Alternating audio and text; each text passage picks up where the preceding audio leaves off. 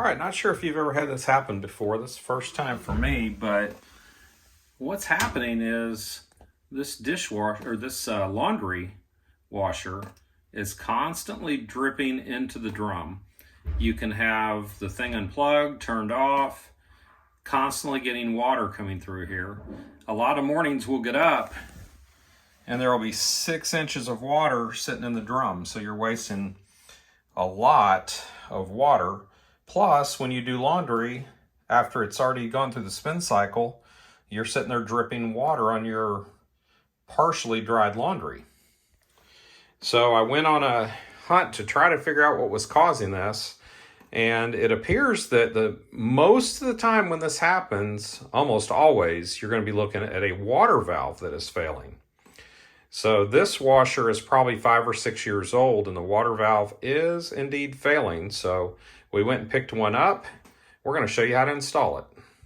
All right, so today I'm not going to wear the microphones and I'm kind of in a small area. So I hope the sound's good for you.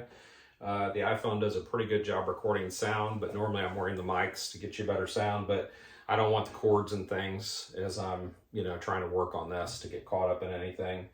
So first thing we're going to do, we're of course going to pull the electric plug so that I have no power going to it. And then we're going to shut off both water spigots.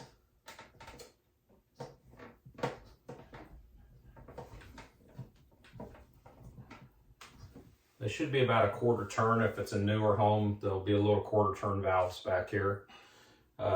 Just make sure those are shut off so you don't get water all over the place.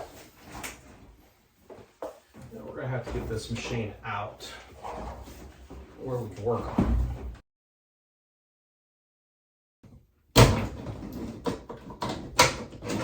In my case, the water drain is also zip tied to one of the water lines. So it doesn't push this out and flood your room. So I had to pull it out as well before I could get the washer out all the way. And this is a Maytag.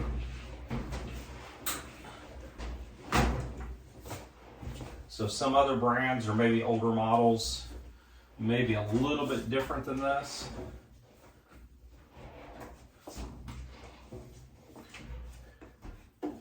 So the next thing I'm going to do is I'm going to disconnect these water lines from the back of the washing machine. I'm going to go out and get some channel locks to make that an easier job. So channel lock is kind of a generic name that we use of a brand, like I said, like Kleenex. Well, not all facial tissue is Kleenex brand, but we tend to call it Kleenex. Well, we tend to do that with these type pliers as well. We tend to call these channel locks, even though that is a brand. So the brand that I really love on these is the Irwin brand, and this is the Vice Grip. But I like these a lot better than the actual channel locks because I've never had these slip on me. Some of the other pliers have the wide sort of half moon, and if you don't get a really good pair, they're tapered a little bit so that they move a little easier, but they will slip on you when they put a lot of grip. These, I've never had that happen, and these are also very incremental, so you can move it a very small amount. Also has a button where you can release it if you want to move it faster.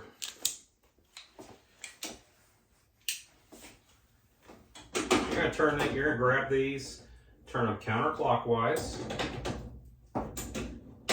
And you could get a little water out of it when you first turn them because you did have water pressure in that line. So we just got a few drips. So we've got a lot of corrosion in here. So I'm going to bring this camera closer when we can get these all the way out.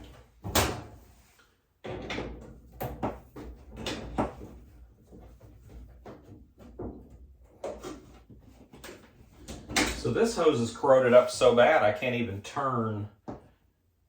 twist it without, the nut won't move. It's basically frozen to the hose. So I'm gonna have to disconnect it back here from the valve.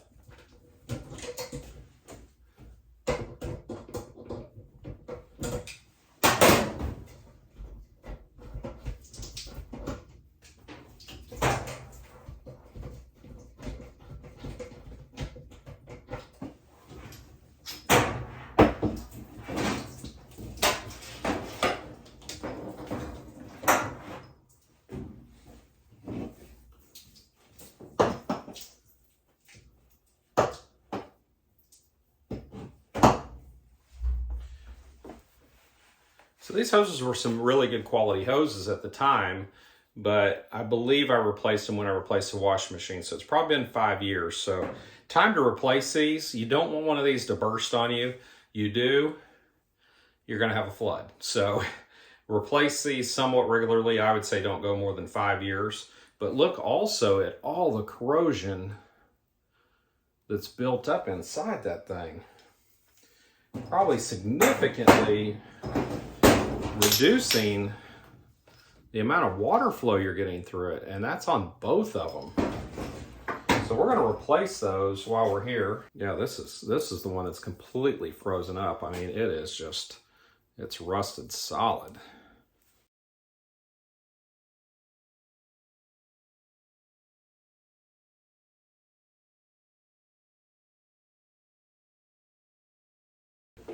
All right, so you can see here there's a lot of trash also inside where they've got these little filters.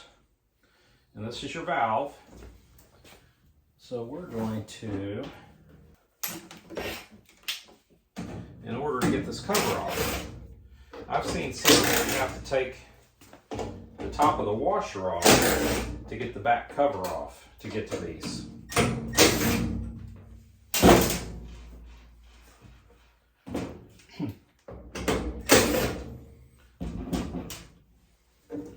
There's the 5 screws that hold this cover in place. And this just kind of wiggles its way off. And here's our valve. So it appears that we're going to have to take this top cover off as well in order to get to the bolts that are back in here that hold this valve into place.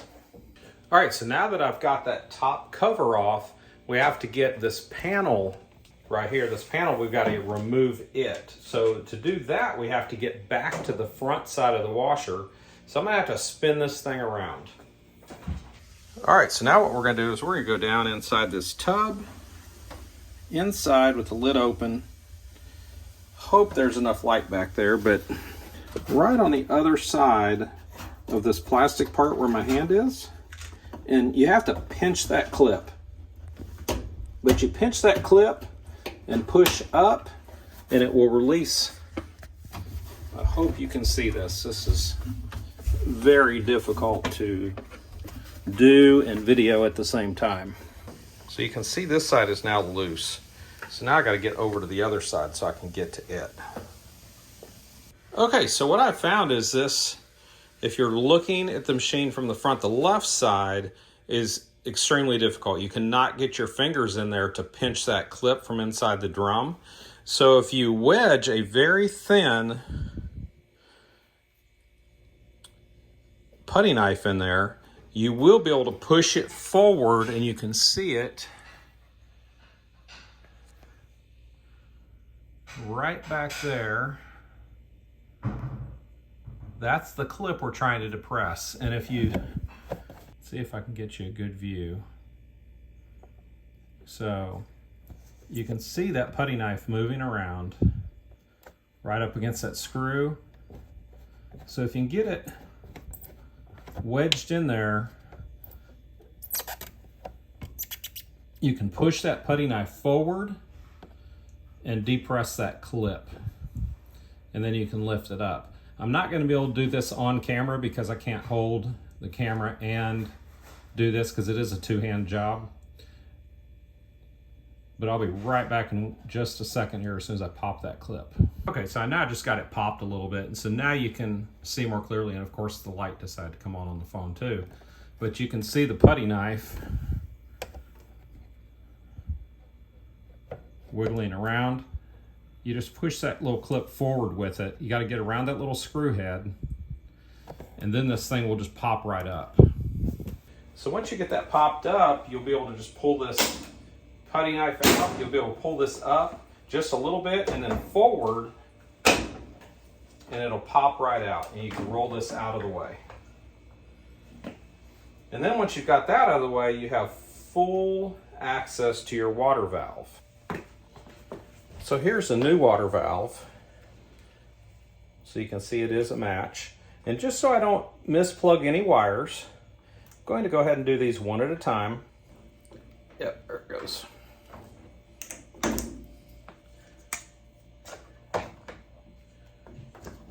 Yeah, I think I'm gonna have to just leave them like this. I'm gonna bend this old one up. It doesn't matter because it's no good. Just so I can more easily get these off.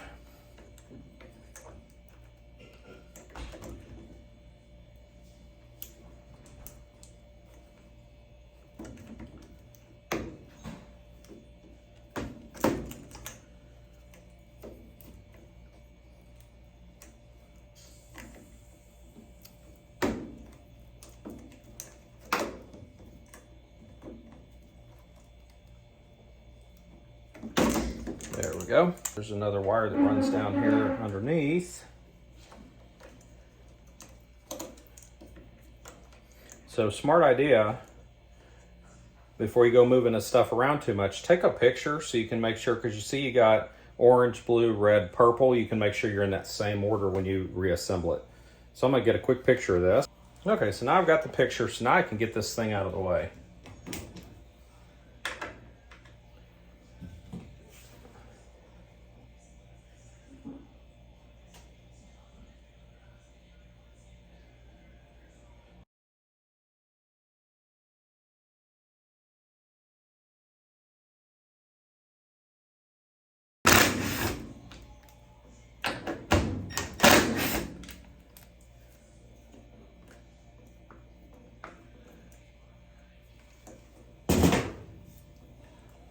And then from there, this should just pull right out. And then you have one more plug on the bottom. You just push that in.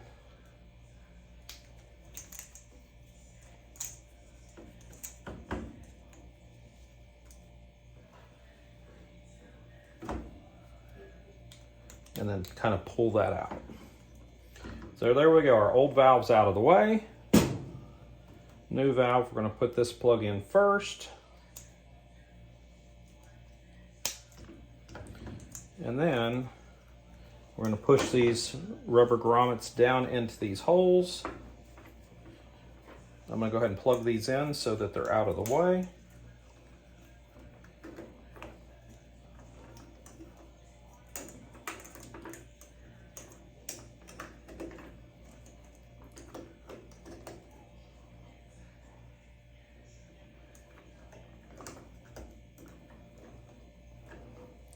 And then I'm going to put these screws back in.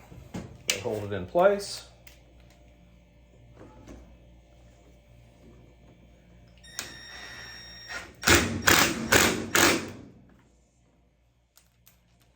And if I were to do this over again, I would leave these plugs out until I got done with this part, because it's kind of in the way of the screws a little bit. And now we're tight.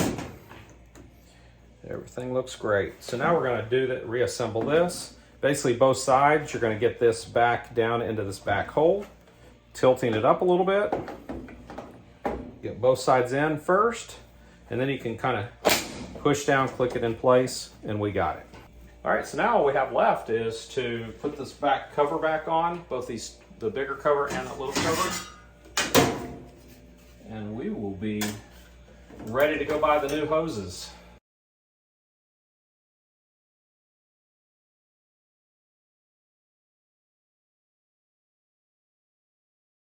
All right, so this project's basically finished. The only thing I gotta do now is I've gotta go buy those new hoses for this, reconnect them to the water, put the drain back in, and we're finished. So for about what amounts to about a 15-minute project, I probably saved in the neighborhood of $150 or so for the labor and the trip charge to come out here.